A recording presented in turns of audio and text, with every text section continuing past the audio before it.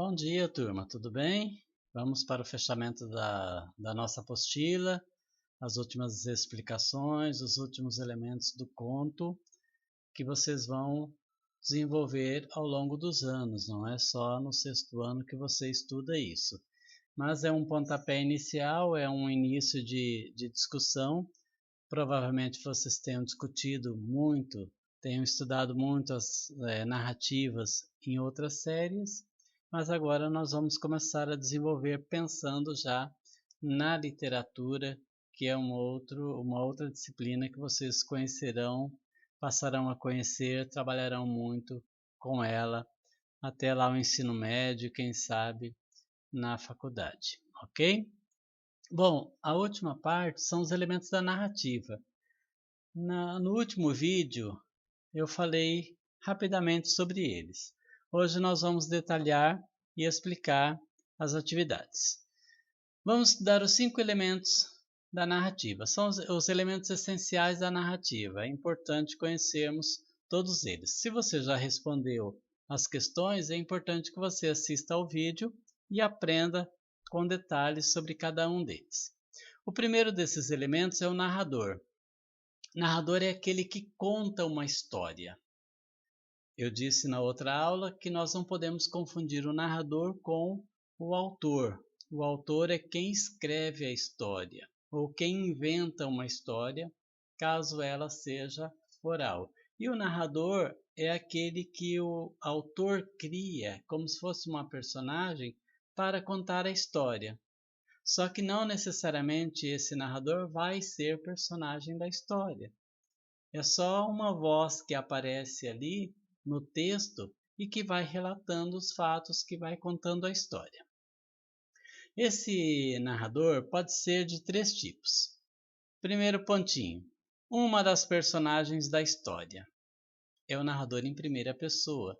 Ele vai contar uma história da qual ele participa. Ele pode ser personagem principal, ele pode ser secundário, ele pode ser uma personagem sem grande importância ou de grande importância na narrativa, mas é uma narrativa em primeira pessoa na qual o narrador é uma das personagens, ele participa da história como personagem.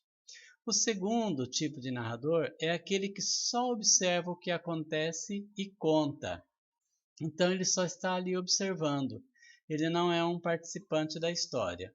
É o chamado narrador observador. Conta os fatos sem deles participar.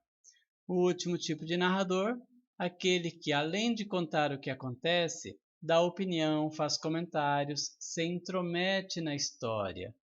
É o chamado narrador onisciente, ou seja, ele sabe tudo a respeito das personagens, ele sabe tudo o que acontece, ele se mete na história, ele dá as suas opiniões, ele faz comentários. Na verdade, ele se intromete em tudo ali que está acontecendo na história. Então, são esses 3 tipos de narrador que nós vamos estudar agora e vem uma questão sobre esses 3 tipos. Em volta da mesa, tudo que mineiro tem direito para um bom almoço. Tutu, carne de porco, linguiça, feijão tropeiro, torresminho, couve cortada bem fina e eu nem posso descrever mais porque já estou com excesso de peso, só de pensar, que delícia. Que alternativa corresponde ao narrador do conto que você leu? O narrador do conto O Bisavô e a Dentadura é uma das personagens? É personagem da história, não é? Só observa o que acontece, aquilo que está acontecendo? Conta e comenta o que acontece? Qual das 3 opções? Analise bem o texto e escolha uma dessas 3 opções, dessas 3 alternativas. 2. No conto Bisavô e a Dentadura, como o narrador mostra ao leitor que o que ele vai contar de fato aconteceu, qual é a estratégia que ele usa para comprovar, para provar a nós leitores que o que ele está contando realmente aconteceu, não é uma mera ficção, uma mera invenção. Espaço é o lugar onde ocorrem as ações, os fatos. As histórias contadas oralmente se espalham com muita facilidade de um lugar para o outro. Uma das características dessas histórias é que os fatos podem ocorrer em espaços ou lugares muitas vezes indeterminados, indefinidos.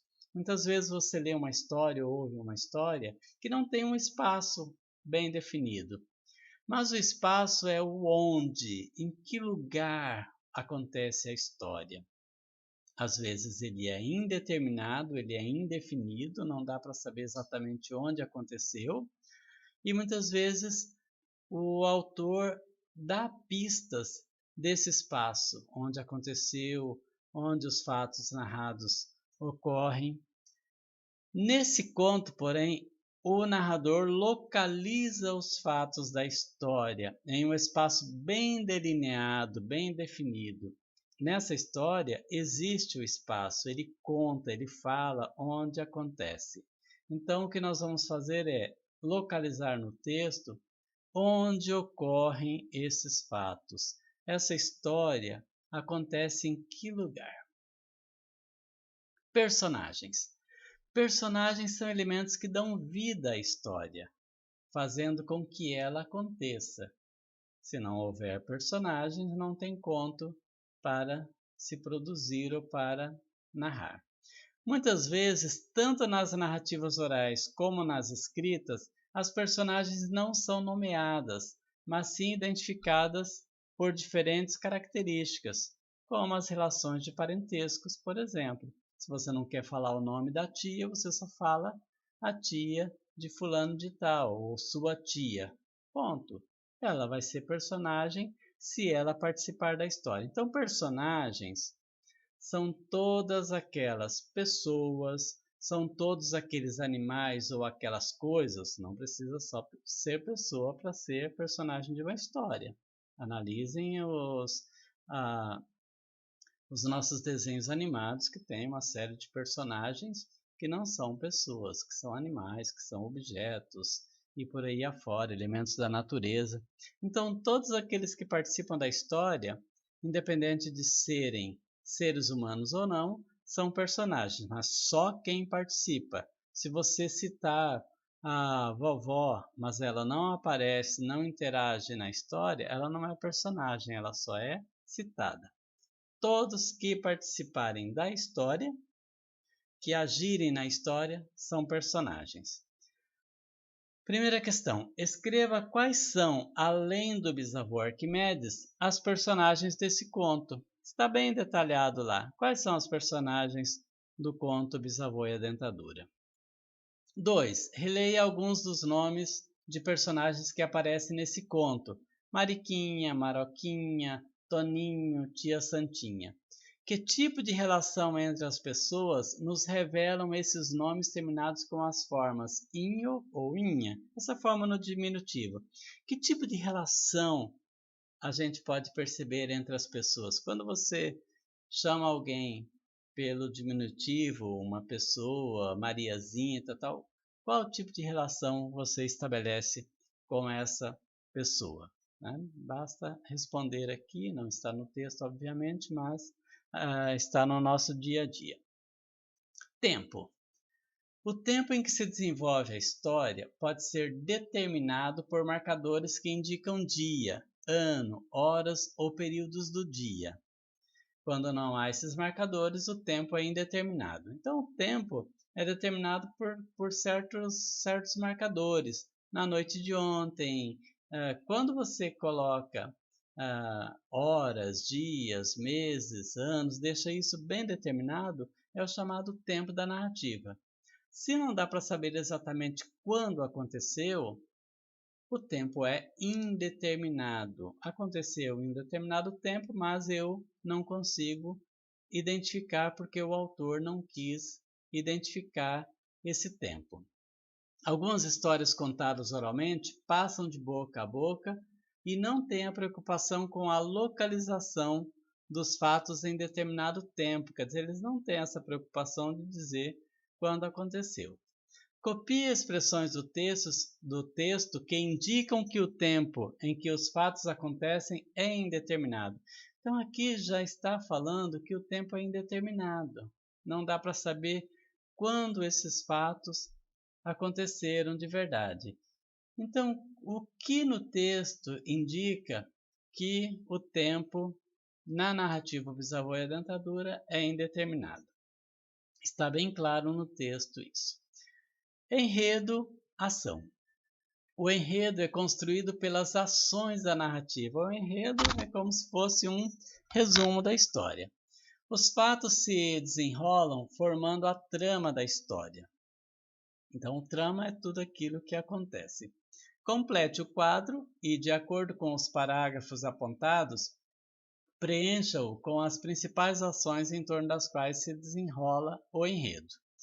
Então, aqui basta a gente copiar ou anotar A, B, C, D, E ou F. Aqui nós temos parágrafos do 5º ao 11º. Ação das personagens. Qual ação aparece aqui do 5º ao 11º parágrafo? Qual ação dessas que estão aqui embaixo aparece no 12º, desculpem? É só você ir completando. Aqui são 6 opções de parágrafos, de parágrafo tal a parágrafo tal, e aqui nós temos 6 opções de ações. Basta a gente anotar essas opções em um desses espaços. 2. Qual é a ação das pessoas da família que provoca a reação do avô? A ação e reação. Então, qual foi a ação da família que provocou a reação do avô? Tentem localizar lá.